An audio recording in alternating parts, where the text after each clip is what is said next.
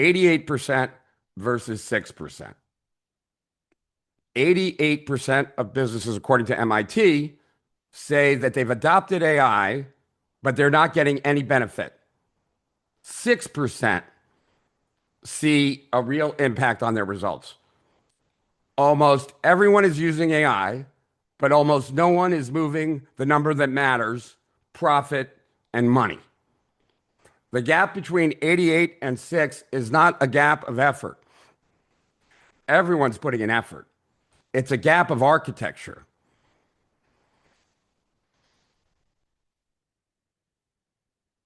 So in 1879, right, electricity arrives. Factory owners that were running their factories by steam switched to electric, which meant that now not every, like when a factory was being run by steam, like the factory just had a big shaft going through the entire factory. That shaft rotated based on steam or a windmill or whatever. And then all the machines had to be conveyor belt to that rod that was spinning or that shaft that's spinning.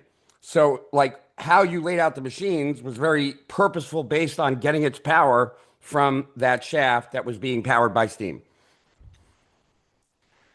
Then electricity arrives, and factory owners start bolting the electricity, right, their electric motors, into the old steam factories. And now every machine has its own engine. And then for the next 40 years, nothing moves. There's zero productivity improvement. Zero. For 40 years.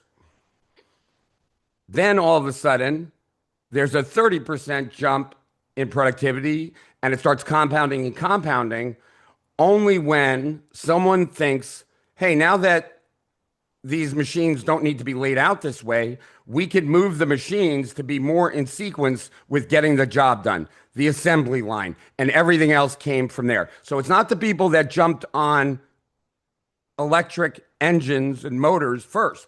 Not at all. They didn't receive any benefit for 40 years.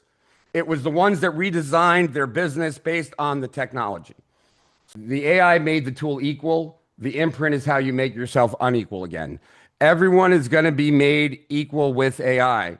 It's only what it knows about how you see the world, what you see when you look at the world, that makes you unequal.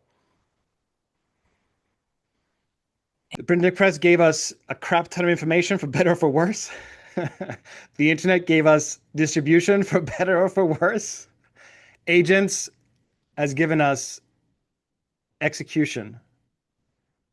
And there's an asymmetry there where a few people can get the work done that previously took 10, 20, 30 people, and a lot of time and a lot of effort and a lot of work.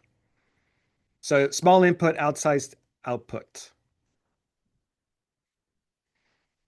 So agents, like I said, are simultaneously useful and simultaneously meaningless, because they're only going to be as useful to you as what you apply them to. So the advantage is not the AI. It's necessary, it's table stakes, there's tremendous value, but everyone has the same models, everyone has the same tools, everyone has the same agents. The advantage, the beginning of an advantage for you, will be an agent system underneath all the things you see. As we're working with AI, we're stopping saying, you know what, I'm just going to use AI to ask it a question and get an answer. No, I'm strategically using artificial intelligence to build an AI team that I can call on at any time. Like, hey, Mark, it's time to build a product. It's time to build a course. And they work and they complete the different things that I need to get done in my business, right? So stories and what my stories are. So at the end of my presentation, one of the audience members said, oh, but you didn't create your PowerPoint with AI. So what do you think about that, being the queen of AI, and you didn't do your PowerPoint with AI? I'm like, why didn't you think I did my PowerPoint with AI? He's like, you had all the story. You had all your stories in it, and it was on the slides. And I was like, well, my AI knows my stories, so it's going to put my stories in the presentation. So it's all about how well you use AI. But if you do. So where I come from in the medical world, 24 years practicing as a doctor in occupational therapy, I had to figure out why Mrs. Smith was coming to me, what would keep her coming to me, and how to get her better. Yes, she might have had a broken hip. She might have had low back pain. She might have had back surgery and wanted to recover that. But what was important to her? I had to diagnose from that angle. The same thing with marketing and AI. You can start with AI and create marketing, and it could fail because you don't have the right diagnosis on the market. You don't get that. Now, here's the real thing to know is that 85% of AI marketing initiatives actually fail. This is what's important to know. If you're using AI to work on your marketing, by the end of the year, 80% of those attempts are going to fail. Twice the rate of regular IT efforts.